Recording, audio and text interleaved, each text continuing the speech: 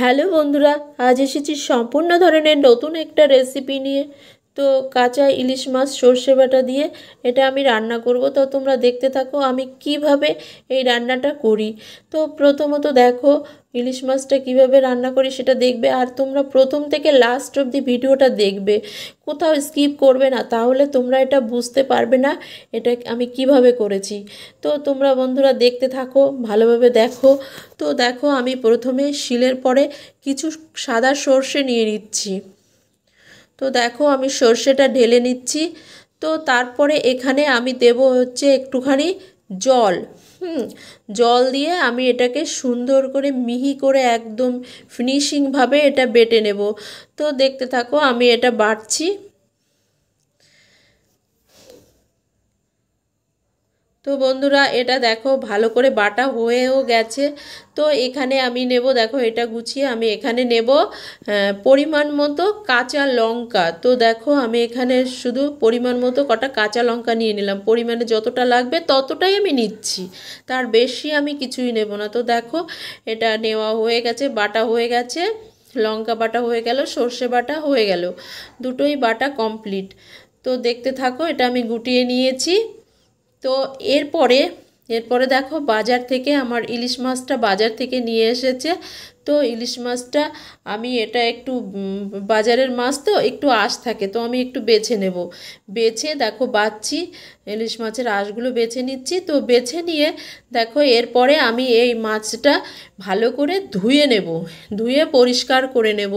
তো দেখতে থাকো তোমরা, আমার মাছটা পরিষ্কার করা হয়ে গেছে। এবার আমি এতে দেব হলুদ আর হচ্ছে লবণ।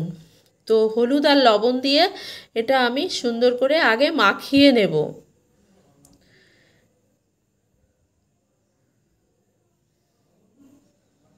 তো দেখো হলুদ লবণ দিয়ে মাখানো হয়ে গেছে। এবার আমি দেব হচ্ছে কাঁচা লঙ্কা, যে কাঁচা লঙ্কাটা বেটেছিলাম শিলে, তো সেই কাঁচা লঙ্কাটা দিলাম। এরপরে দিলাম একটু সাদা সর্ষে, যেটা আমি বেটেছিলাম সেই সর্ষেটা দিলাম। তো এটা আমি সুন্দর করে দেখো মেখে নেব। তো এরপরে দেখো এটা মাখা হয়ে গেছে, দেখতে থাকো তোমরা।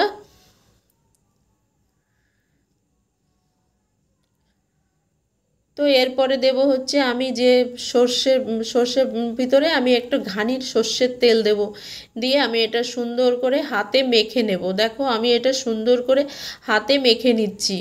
তো আমি কিন্তু এটা মানে এইভাবেই দিতে পারতাম উনুনে চাপিয়ে, কিন্তু এইভাবে দেওয়া যাবে না, আমি এই বাটিতে করে ভাপা করব। তো এইভাবে দিলে পারে এটা লেগে যাবে। তো এখানে আমি যখন এটা আমি অল্প পরিমাণে যতটা মানে দেওয়া যায় অল্প সামান্য পরিমাণে একটু কাঁচা জল দেব। জল দিয়ে আমি আর হাত দিচ্ছি না, এটা দেখো অল্প জল দিয়েছি, এটাই আমি আর হাত দেব না, এটা আমি এমনি নাড়াচাড়া দিয়ে দেখো এবার আমি একটা ঢাকনা দিয়ে ঢেকে দেব। তো এবার আমি ওভেনটা জ্বালিয়ে দিচ্ছি। এবার এটা আমি গ্যাসে তুলে দিলাম।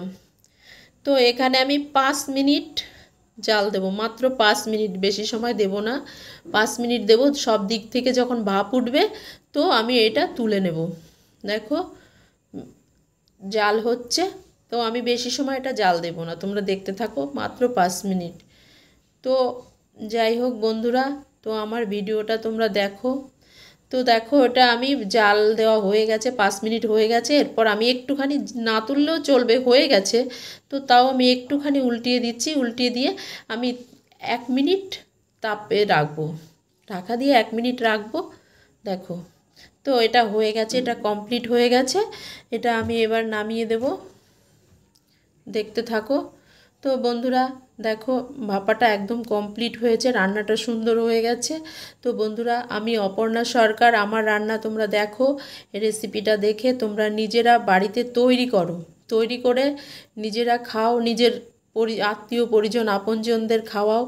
যদি ভালো লাগে আমার এই রান্নাটা করে, যদি খেয়ে তোমাদের ভালো লাগে, তাহলে আমার চ্যানেলকে সাবস্ক্রাইব করে দিও এবং আমার পাশে থেকো। তো আমি তোমাদের কমেন্টের অপেক্ষায় রইলাম, আমাকে কমেন্টের মাধ্যমে জানাবে যে আমার রান্নাটা কেমন হয়েছে। তো আমি আবার আসব, আবার নতুন ভিডিও নিয়ে তোমাদের সামনে আসব। তো দেখা হবে আবার নতুন ভিডিও, নতুন কোনো দিন, নতুন কোনো সময় নতুন ভিডিও নিয়ে তোমাদের সঙ্গে আবার দেখা হবে। তো টাটা, বাই বাই, ভালো থেকো।